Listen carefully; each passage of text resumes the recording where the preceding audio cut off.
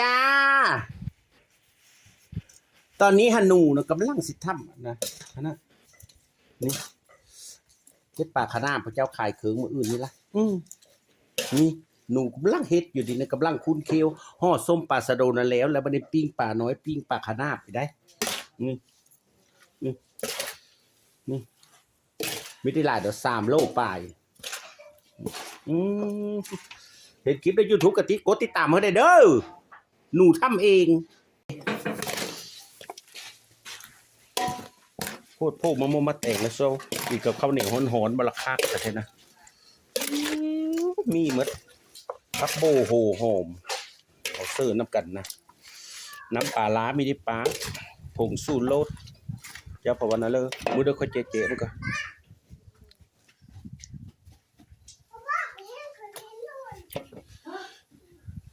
ยังจางอยู่ได้ชุดเจ้าน้ำปลาเด็กกระเสือแล้วเอาน้ำปลาเสือ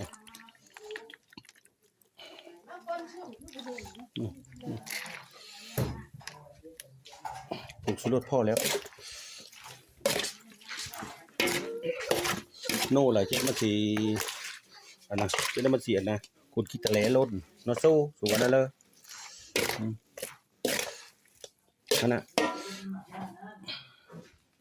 ผักกระแยงหัวตะไคร้ห้องเสื้อเดียวนี่แหละเสื้อนี้